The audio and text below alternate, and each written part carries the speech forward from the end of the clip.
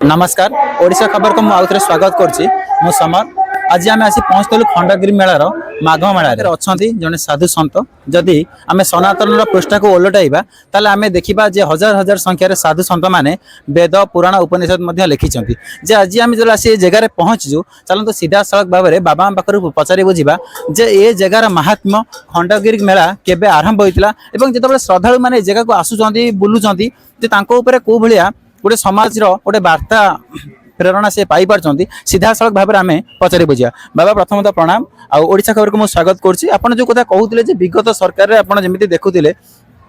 जे आपण मान किसी बंदोबस्त हो पार ना कि एबे से सब बंदोबस्त हो पारुची आपण प्राप्य जो गुड़ाक पाई पार नथिले भी होईची तो प्रशासनिक स्तर में आपन को लगुच सब ठीक ठाक समय चली बापा शुणु सरकार साधु आगु किसी नाला एबे जाओ ये 2 वर्ष है सरकार नुआ सरकार आसी ये सरकार आम जहाँ आर वर्ष जहाँ करते ए वर्ष जहाँ भल कर आगामी वर्ष को आहरी भल आम सरकार करी आम आशा करचु बीजेपी सरकार करी आती गोटे सरकार को निवेदन करुच्ची आहरी उन्नति हेले आहरी टे श्रद्धालु मैंने आसते टे भय भीति किसी रहतानी टे पुलिस फोर्स जब टे माँ मान को सुरक्षा दे पारता टे आहरी उन्नति होता आम खंडगिरी मेला आम विषय फास्ट आम हूँ ओडिशार देश में कुंभ मेला नाला कुंभ मेला हूँ आम ओडिशार कहीं आमर हूँ माघ सप्तमी सूर्य नारायण पीठे चंद्रमा पीठे आग बुड़ पकईले सीटू अग्नि एवं जल आसिले खंडगिरी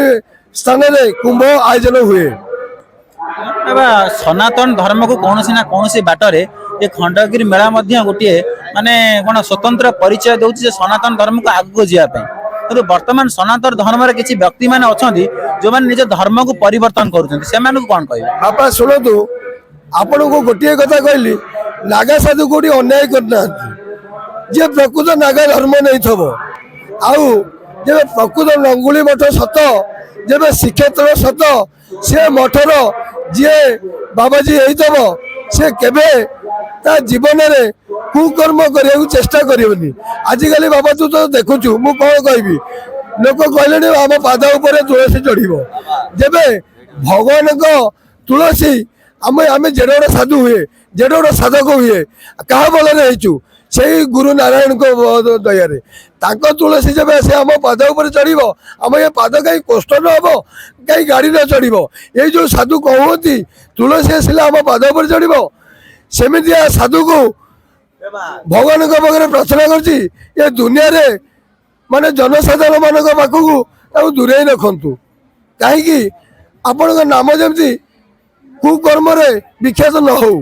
कहीं आपण को तुलसी खाइले लोक केते लोक भल ही होती 60 पाउटी भोग खाइले सी भल ही होती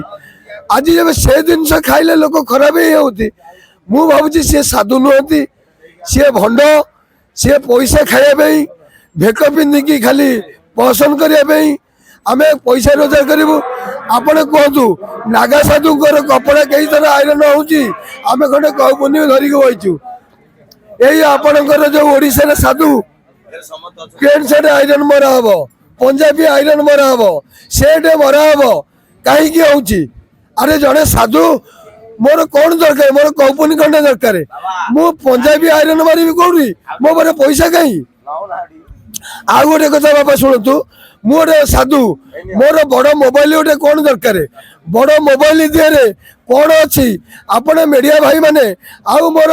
छोट भाई भौणी मैंने आपड़े जानीपे छोट मोबाइल दिहरे कौन बाहर मुझे जड़े साधु है बड़ मोबाइल देखी मु भगवान पाखे आते नेटवर्क कनेक्शन लगेबी मु तो बड़ मोबाइल तो चॉइस करी कौड़ी गोटे केमी डांसटा होची आम भगवान पाखे के मैंने डोरी लगेबी ये प्रभु मत दूरे रखु से बड़ मोबाइल की जुहार आपण ये टीवी की जुहार प्रभु ये मु जगन्नाथ को डाकुची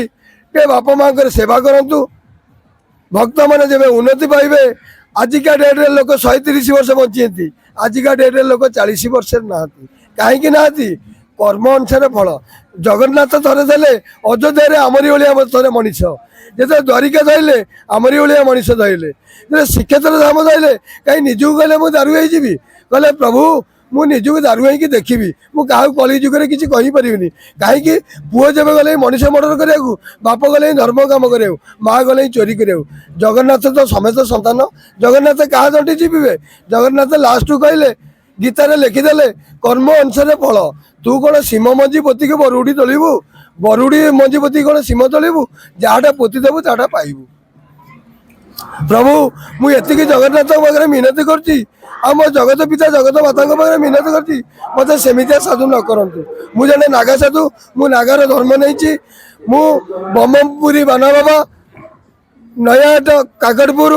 ମୁଁ ଏତିକି ଜଗନ୍ନାଥ ଜୟ ମା ମଙ୍ଗଳା ଜୟ ଜଗନ୍ନାଥଙ୍କୁ ମିନତି କରୁଛି ମୋତେ ଏମିତିଆ ସାଧୁ ନ କରନ୍ତି ଯିଏ ସନାତନ ଧର୍ମକୁ କହୁଛି ଖରାପ ସେ ସାଧୁକୁ ଉଠେଇକି ଫୋପାଡ଼ି ଦିଅନ୍ତୁ ଯିଏ ତୁଳସୀ କହୁଛି ମୋ ପାଦ ଉପରେ ନାଗିବ ତା ବେକକୁ ହାଣି ଦିଅନ୍ତୁ ବର୍ତ୍ତମାନ ସମୟରେ ଆମର ଗୋ ଚାଲଣା ଗୋ ହତ୍ୟା ବଢିବାରେ ଦିନକୁ ଦିନ ଲାଗିଛି ଆଉ ଗୋ ସୁରକ୍ଷା ଗୋ ହତ୍ୟା ପାଇଁ ସରକାର ଲାଗିଛନ୍ତି ଗୋଟେ ବିଲ୍ ଆଣିବା ପାଇଁ ୟାକୁ କେତେ ଆପଣଙ୍କ ଦ୍ୱାରା କେତେ ସମର୍ଥନ ୟାକୁ କରୁଛନ୍ତି ଯେ ଗୋ ହତ୍ୟାକୁ ବନ୍ଦ କରିବା ପାଇଁ ସରକାର ଯୋଉ ନିଷ୍ପତ୍ତି ନେଇଛନ୍ତି ଆପଣଙ୍କ ମତାମତରେ କେତେ ସମର୍ଥନ ଆପଣ ଦେଖନ୍ତୁ ସରକାର ଯୋଉ ଗୋମାତା କଥା କହିଲେ ସରକାରର କିଛି ଦୋଷ ନାହିଁ ଆମେ ସରକାର ଦୋଷ ଦେଇକି ଏଥିରେ ଭୁଲ କାମ କରନ୍ତୁନି ପଛେ ବିଜେପି ସରକାର ଆସିଲା ପରେ ଟିକେ ଗୋ ହତ୍ୟା କିଛି କମ୍ ଅଛି ହେଲେ ବିଜେପି ସରକାର କେବେ ଚାହିଁନି ଗୋ ଏଇଟା ସରକାରଙ୍କର ଦୋଷ ନାହିଁ ସେ ବିଜେଡି ହଉ କି ବିଜେପି ହଉ ସେ ତାଙ୍କର ଦୋଷ ସରକାର ନାହିଁ ସାଧୁ ସନ୍ଥ ମାନେ ବର୍ତ୍ତମାନ ଗୋ ମାତାଙ୍କୁ ରାଷ୍ଟ୍ରମାତା କରିବା ପାଇଁ ଦାବି ରଖୁଛନ୍ତି ଗୋମାତାଙ୍କର ଦୋଷ ହଉଛି ସବୁ ଆମ ମାନଙ୍କର ଆମେ କ୍ଷୀର ଖାଇଲୁ ଆମେ ଘିଅ ଖାଇଲୁ ଆମେ ତା ଗୋବରଟେ ନେଇ ପବିତ୍ର କଲୁ ଲାଷ୍ଟରୁ ସେ ଅଣ୍ଡିରା ବାଛୁଟା ପକେଇଲା ବେଳେ ତାକୁ ନେଇ ରାସ୍ତାରେ ଛାଡ଼ିଦେଲୁ କୋଉଠି ନା କୋଉଠି ଏ ଯୋଉ ଆମ ହିନ୍ଦୁ ମାନଙ୍କର କୌଣସି ନା କୌଣସି ଜାଗାରେ ଦୋଷ ଅଛି ଦୋଷ ମାନେ ବାବା ତତେ କହିଲି 100କୁ 100 ଆଉ ଆଜିକାଲି ଯୁଗରେ ଆଉ ରାମ ଆଉ କୋଉଠି ଜନ୍ମ ହୁଅନ୍ତି ସବୁ ରାବଣ ଜନ୍ମ ହେଲେଣି ଆଜ୍ଞା ଆଉ ପ୍ରଭୁ ଆଉ କୋଉଠୁ କ'ଣ କାହାକୁ କହିବେ ଆଜିକାଲି ଯେତେ ନୀରବ ରହିବେ ସେତିକି ଭଲ କାହାକୁ କିଛି କହନ୍ତୁନି ଆପଣ ନୀରବ ରହନ୍ତୁ ବହୁତ ଭଲ ହବ ଜଗନ୍ନାଥଙ୍କ ଦୟାରେ ଜଗନ୍ନାଥ ନୀରବରେ ବହିଛନ୍ତି ତାଙ୍କର ଭଲ ହେଉଛି ଆଉ ଏତିକି ଯେବେ ଆଜି ଖଣ୍ଡଗିରି ମେଳା ଯେବେ ଏତେ ଆୟୋଜନ ହେଇଛି ଆମର ଆଲୋକ ବାବା ସକାଶେ ଆଉ ଚନ୍ଦନ ବାବା ସକାଶେ ମାସ ମାସ ଧରି